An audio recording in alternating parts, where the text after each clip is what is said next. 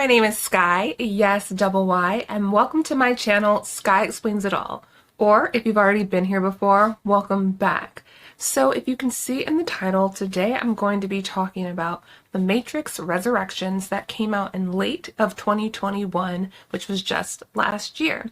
Now, this is going to be a real low-key conversation. We're going to have a sit back, grab a snack, and we can discuss my past and current feelings about the latest installment of the Matrix series. This, of course, will include spoilers for the film, so if you have yet to see it, and you don't want any spoilers, I recommend watching this after you've already watched the movie. So, Matrix Resurrections. It wasn't bad, it wasn't good, it was simply okay, and I'm going to be using the word underwhelming quite a lot because that's what this movie was. Underwhelming, to say the least. It's not to bash the director, costume designer, any of the people creatively behind this movie coming to be. This is not to bash them. So first I'm going to start off with the things that I did not like about the movie. I feel like the main issue with this movie that trickles down to all other aspects of it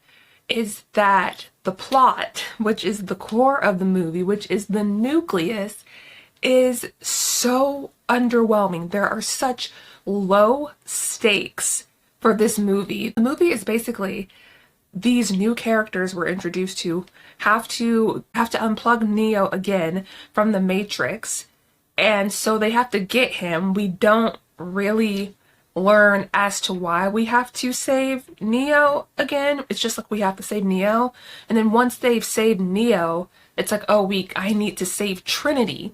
But there's no other reason as to why we have to save them other than we just want or need to save them. I feel like they're relying too much on the fact that we already like these characters.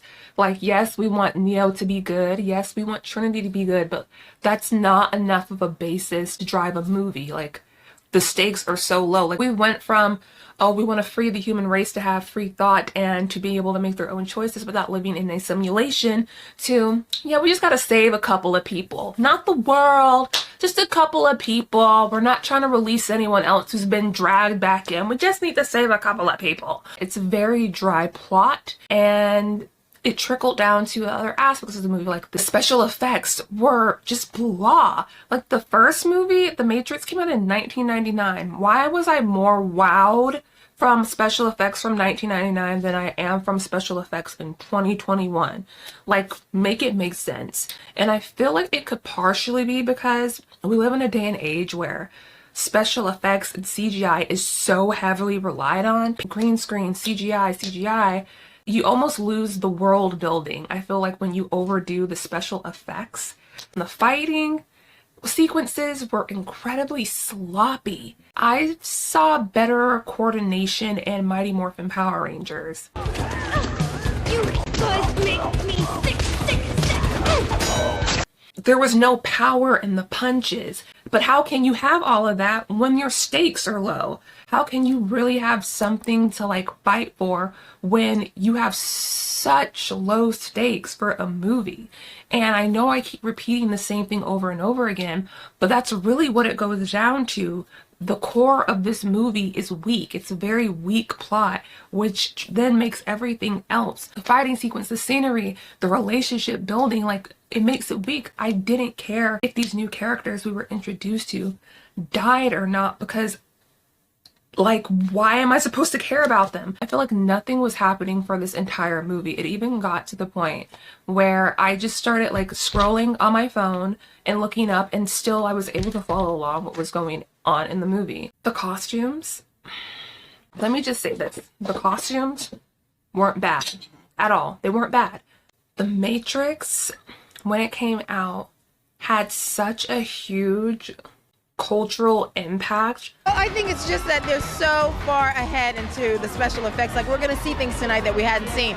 When we saw the first movie, we hadn't seen that stuff. So for that alone, it's cool. I think because it's so like out there, and it's an amazing idea, and it's so big that you just want to like escape. It's an alternate universe. This movie has such a cool idea, and everything about it is so interesting. So I think it's probably, you know, the actual story. And movies and television and in fashion.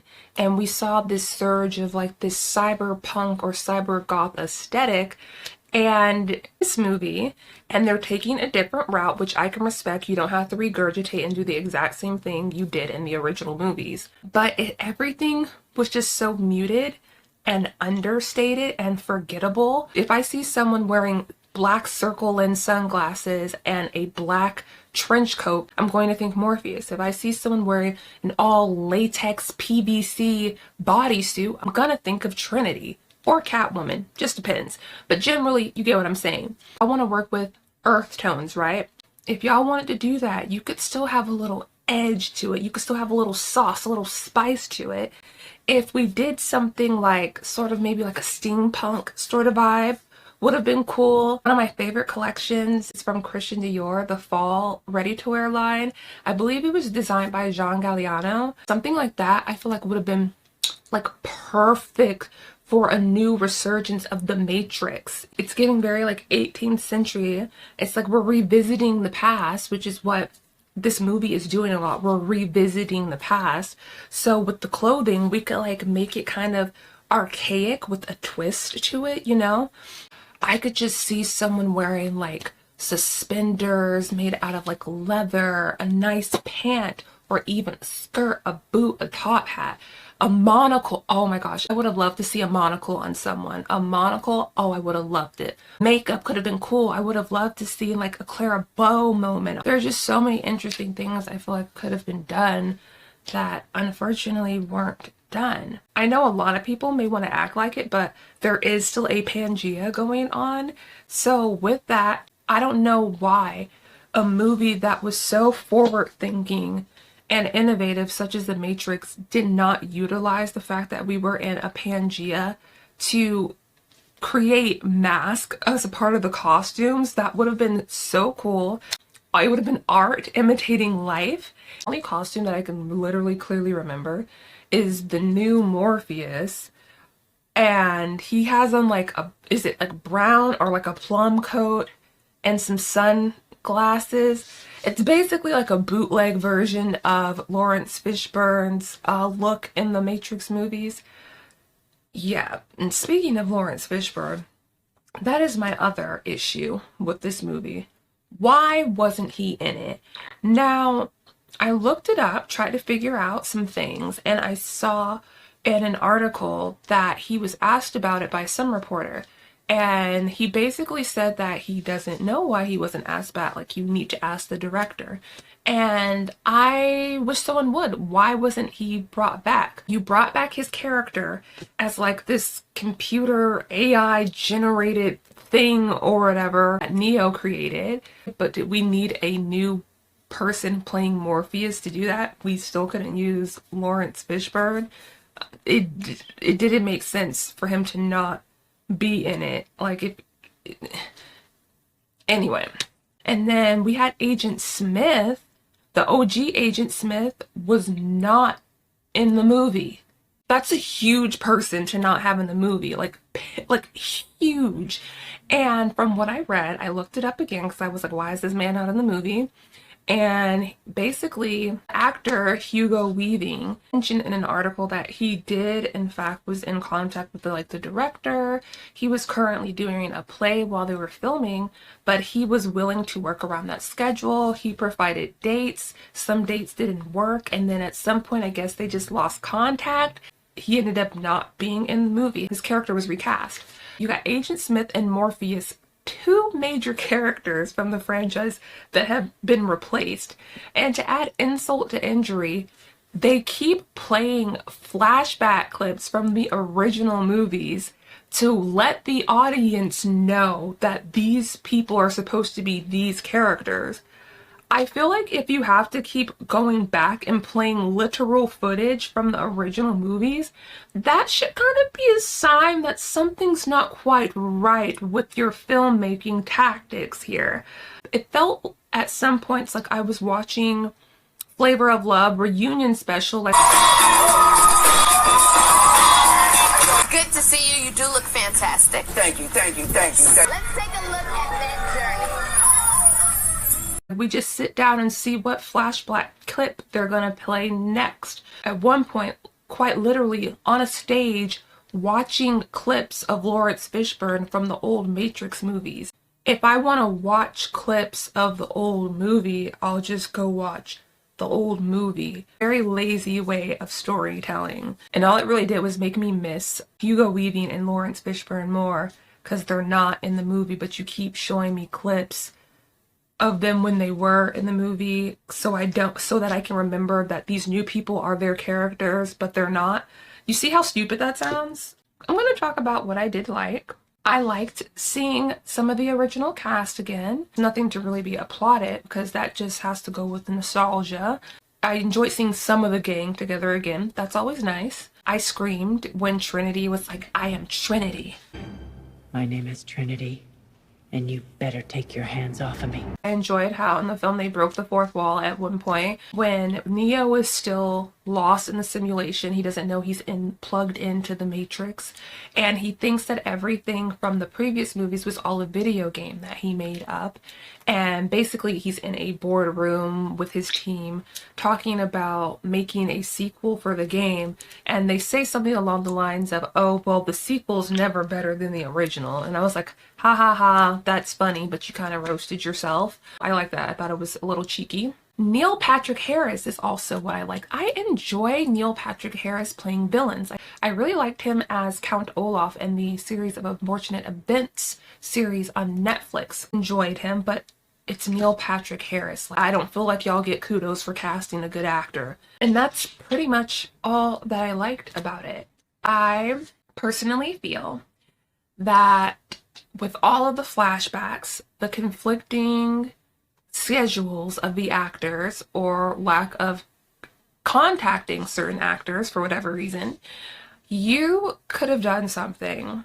And when I say you, production, whoever, people involved in creating the movie, I would have rather, instead of getting this very underwhelming, lackluster, kind of blah fest movie, I would have loved for them to do what the Harry Potter franchise did and do a reunion special like they did on HBO. Bring me actors together, recreate sets, let's talk to the costume designer, let's talk to makeup. Like, we could have done something like that. We could have had all the original people back, and if her family was okay with it, it would have been really nice if they could play, you know, Aaliyah's clips of her when she was in the movie, but unfortunately passed away and before production was able to wrap up with all of her scenes. We'd already shot some scenes with her in Alameda, some like significant scenes with a lot of people. It was a really hard loss for the film. It was a really hard loss personally. It was a really hard loss for the community of music and entertainment, and we'll miss her. Unfortunately, that would have been really nice for them to like open the vault and let us see like the footage that they had of her in the movie, if her family was of course okay with that. This movie wasn't trying to be, I feel like, good. It just literally all felt like a poorly stitched together flashback. It's such a bummer too, because I wasn't like going into this being like, oh my god, remake, oh my god, I hate remakes. But I was like, you know, I'm gonna give it a shot. Like, it could be good. It could be good. I'm kind of excited, and I was let down. I'd give this movie a solid C. I feel like they just need to end it here. Don't make any more. For me personally, the movies stop at the third one, and the fourth one I will look at as deleted footage from the original series. How about that? I'll look at it that way. You guys let me know what you thought about the Matrix movie.